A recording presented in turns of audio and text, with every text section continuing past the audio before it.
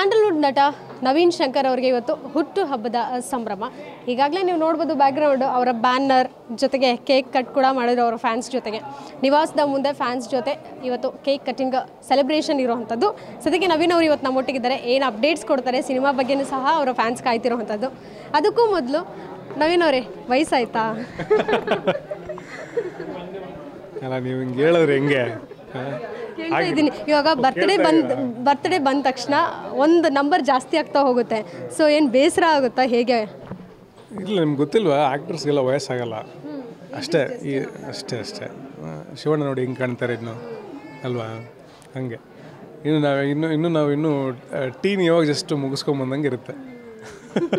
ನಿಮ್ಮ ಏಜ್ ನಾವೇ ಫಿಲ್ಅಪ್ ಮಾಡ್ಕೋಬೇಕು. ಗೂಗಲಲ್ಲೂ ತೋರಿಸಲ್ವಾ ನಿಮ್ಮ ಏಜ್? ಇಲ್ಲ, I am pretty much open. ನನಗೆ ಐ ಆಮ್ 88 ಬಾರ್ನ್.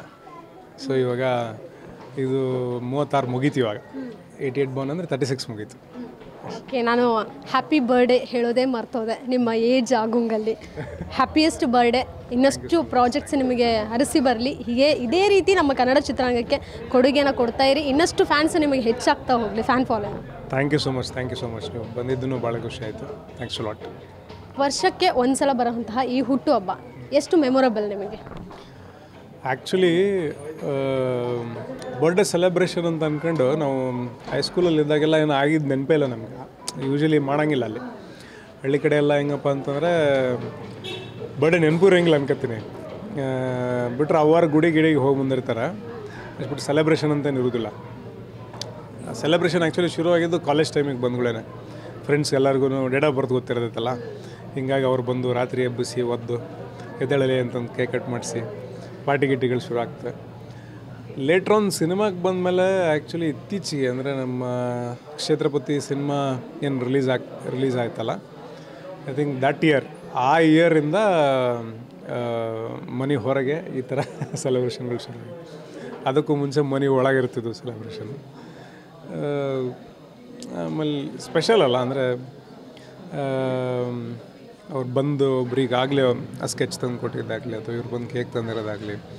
ಆಮೇಲೆ ಒಂದು ಸ್ನೇಹಿತರು ಅವರು ನಮ್ಮ ದಾವಣಗೆರೆಯಿಂದ ಬಂದರೆ. ಆ್ಯಕ್ಚುಲಿ ಅದು ಸರ್ಪ್ರೈಸ್. ನಾನು ಒಂದು ಆ ಡಿಸ್ಟೆನ್ಸ್ ಟ್ರಾವೆಲ್ ಮಾಡಿ ಸಮಯ ಎಲ್ಲರಿಗೂ ಮುಖ್ಯ ಆಕೈತಲ್ಲ. ಅವ್ರು ಸಮಯ ಕೊಟ್ಟು ಅಷ್ಟು ಪ್ರೀತಿಯಿಂದ ಬಂದು ಇಲ್ಲಿ ಟೈಮ್ ಸ್ಪೆಂಡ್ ಮಾಡಿ ಇವತ್ತು ಮತ್ತೆ ವಾಪಸ್ ಹೊರಡ್ತಾರೆ. ಆ ಖುಷಿಗೇನು ಹೇಳೋದು, ಥ್ಯಾಂಕ್ಸ್ ಹೇಳಿದ್ರೆ ಭಾಳ ಕಮ್ಮಿ ಆಕೈತೆ. ಇನ್ನು ಸ್ವಲ್ಪ ಒಳ್ಳೆ ಪಿಕ್ಚರ್ ಮಾಡಬೇಕು. ಅದು ಬಿಟ್ರಪ್ಪ ಅಂದರೆ ಕೊನೆವರೆಗೂ ಅವ್ರ ಜೊತೆ ಪ್ರೀತಿಯಿಂದ ಇರಬೇಕು.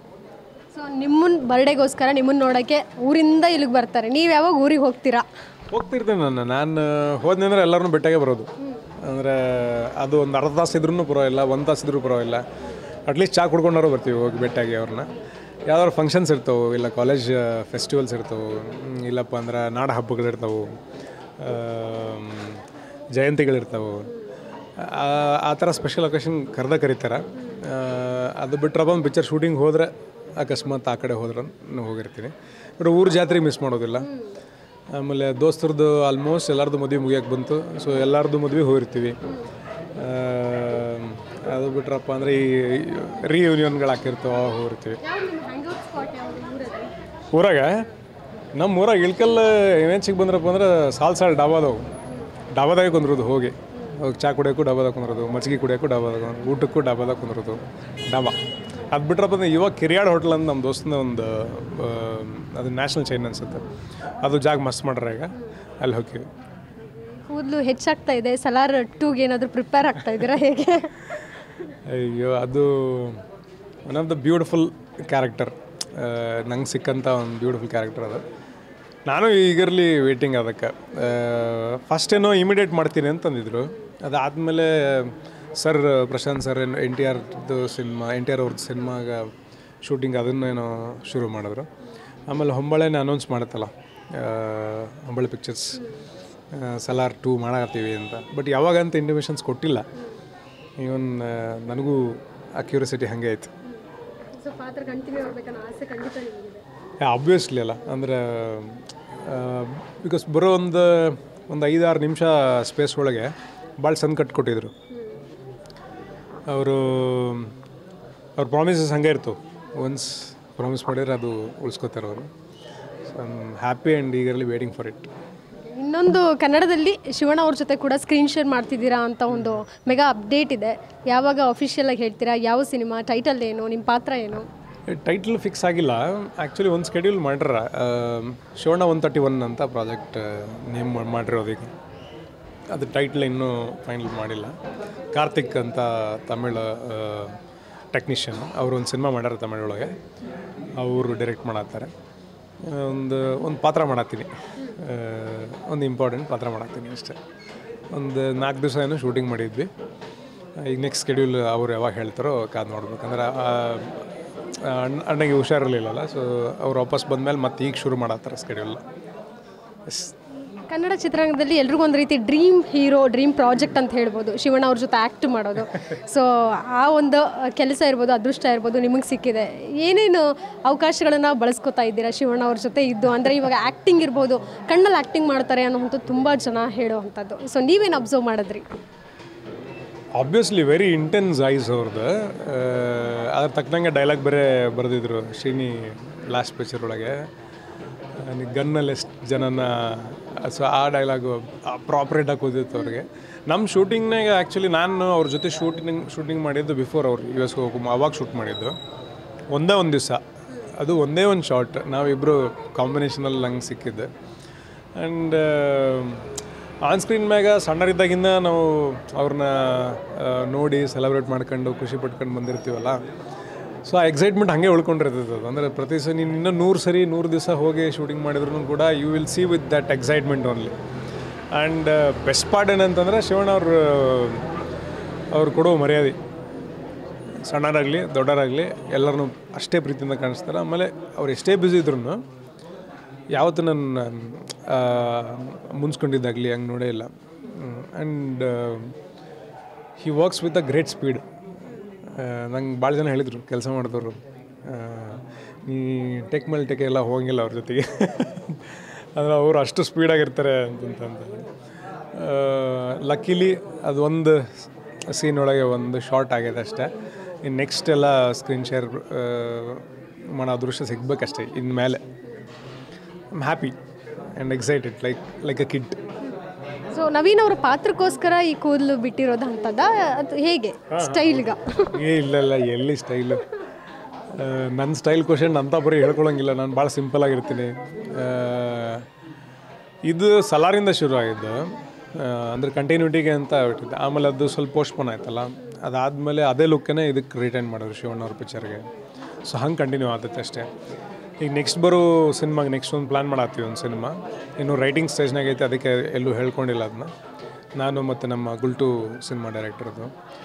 ಸೊ ಅದಕ್ಕೆ ಬೇರೆ ಹೇರ್ ಕಟ್ಟಿದೆ, ಅದನ್ನ ಕಟ್ ಮಾಡಿಸ್ಬೇಕು. ಸೊ ನೀವು ಹೇಳಿದ್ರಿ ನಮ್ಮ ಗೆಳೆಯರ ಬಳಗದಲ್ಲಿ ಮದುವೆ ಆಗ್ತಾ ಇದೆ, ಹೋಗ್ತಾ ಇದೆ ಅಂತ. ನಿಮ್ಮ ಗೆಳೆಯರು ಕೇಳ್ತಿಲ್ವಾ ನಿಮಗೆ ನಿಮ್ಮ ಮದುವೆ ಬಗ್ಗೆ? ಅವ್ರು ಕೇಳ್ತಾರೆ. ಅವರು ಮದುವೆ ಬಗ್ಗೆ ಕೇಳೋದಿಲ್ಲ, ಬ್ಯಾಚುಲರ್ಸ್ ಪಾರ್ಟಿ ಬಗ್ಗೆ ಹೇಳ್ತಾರೆ ಅವರು. ಯಾವಾಗ ಬ್ಯಾಚುಲರ್ಸ್ ಪಾರ್ಟಿ ಅಂತ ಅಂದ್ಕೊಂಡು ಆಗೋಣ. ಈಗೀಗ ಮುಗ್ದ ಒಂದಿಷ್ಟು ಮದುವೆ, ಇನ್ನೊಂದೆರಡು ಆಗೋದಿದ್ದಾವೆ ಇಂಡಸ್ಟ್ರಿ ಒಳಗೆ. ಅದಾಗಲಿ, ಅದಾದಮೇಲೆ ನಮಗೇನ ದೊಡ್ಡರು ಈಗ ಆಗತ್ತಾರ. ಏನಾದರೂ ಕ್ಲೂ ಕೊಡ್ತೀರಾ? ಇಂಡಸ್ಟ್ರಿನಲ್ಲಿರೋರ್ನ ಯಾರಾದರೂ ಮದುವೆ ಆಗ್ತಾ ಇದ್ದೀರಾ? ನನಗೆ ಫಸ್ಟ್ ಗೊತ್ತಾದ ತಕ್ಷಣ ಕ್ಲೂ ಕೊಡ್ತೀನಿ. ಟೈಮ್ ಸಿಗ್ತಿದೆಯಾ ನವೀನ್ ಅವ್ರಿಗೆ ಲವ್ ಮಾಡೋಕ್ಕೆ ಅಂತ? ಪ್ರೀತಿಗೆ ನೋಡಿ, ಎಷ್ಟೇ ಬ್ಯುಸಿ ಆಗಿದ್ರು ಸಮಯ ಅದಕ್ಕೆ ನೀವು ಮಾಡ್ಕೋಬೇಕು ಅಂತಿಲ್ಲ. ನೀವು ಬೀಳ್ಬೇಕಷ್ಟೇ, ಬಿದ್ದಾದ್ಮೇಲೆ ಅದಕ್ಕೆ ಸಮಯ ಅದಾಗದೇ ಆಗುತ್ತೆ. ಅದಕ್ಕೆ ನೀವು ಏನು ರಾಜ್ಯದ ಮುಖ್ಯಮಂತ್ರಿ ಆಗಿದ್ರು ಅಷ್ಟೇ, ಯಾವುದೋ ಒಂದು ದೊಡ್ಡ ಇನ್ಸ್ಟಿಟ್ಯೂಷನ್ ರನ್ ಮಾಡ್ತಿದ್ರು ಅಷ್ಟೇ, ದೊಡ್ಡ ಸೂಪರ್ ಸ್ಟಾರ್ ಆಗಿದ್ರು ಅಷ್ಟೇ, ಯಾವಾಗ ಮನ್ಸೊಳಗೆ ಪ್ರೀತಿ ಹೊಡೆದೈತಿ ಅವಾಗ ಸಮಯ ತನ್ನಿಂದ ತಾನೇ ಆಕೈತಿ. ಅವ್ರಿಗೋಸ್ಕರ ಸಮಯ ಮಾಡ್ಕೊತಾರೆ ಎಲ್ಲರೂ. ಏನು ಕ್ವಾಲಿಟೀಸ್ ಇರಬೇಕು ಅಂತ ನವೀನ್ ಅವ್ರಿಗೆ? ಹುಡುಗಿಯಲ್ಲಿ ಏನು ಕ್ವಾಲಿಟೀಸ್ ಇರಬೇಕು, ಜೊತೆಗೆ ನನ್ನ ಜೀವನ ಸಂಗಾತಿಯಾಗಿ ಬರಬೇಕು ಅನ್ನೋವಂಥವ್ರು ಹೀಗೆ ಇರಬೇಕು ಅನ್ನೋವಂಥದ್ದು ಏನಾದರೂ ಆಸೆ, ಕನಸಿದೆಯಾ? ಬೇಸಿಕ್ ಕ್ವಾಲಿಟೀಸ್ ಅಷ್ಟೇ. ಅಂದರೆ ನೀವು ಇಷ್ಟುದ್ದ ಲಿಸ್ಟ್ ಇಟ್ಕೊಂಡ್ರೆ ಸಿಗಂಗಿಲ್ಲ ಅವು. ಅದು ಯಾವತ್ತೂ ಏನು ಆರಾಮ್ ಇರ್ಬೇಕಷ್ಟೇ, ಜಾಸ್ತಿ ಕಿರಿಕಿರಿ ಮಾಡಬಾರ್ದು. ನಾವು ಕಿರಿಕಿರಿ ಮಾಡೋದಿಲ್ಲ.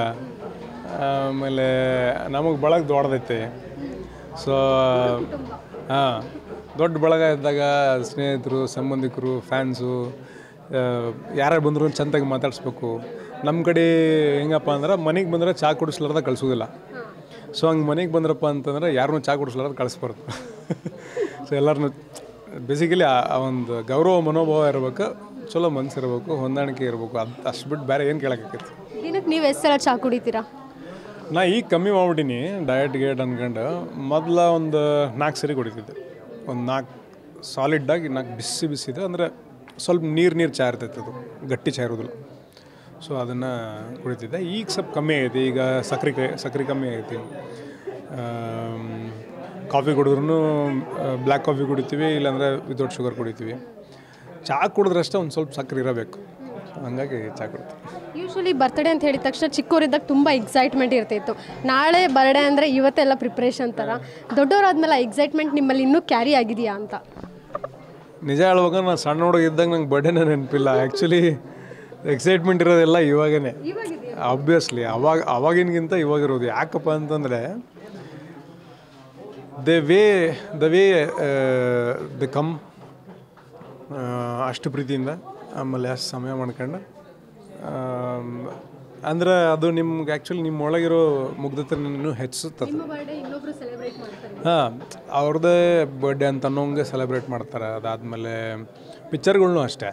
ಸೊ ಅವರು ಈಗ ನೀವು ಎಲ್ಲರೂ ಒಟ್ಟಾಗಿ ಒಂದು ಪ್ರೆಸ್ ಮೀಟ್ ಮಾಡ್ತೀವಿ, ಮೀಡಿಯಾ ಮುಂದೆ ಬಂದು ನಾವು ಪ್ರಮೋಟ್ ಮಾಡ್ತಿರ್ತೀವಿ cinema. We do it like A job.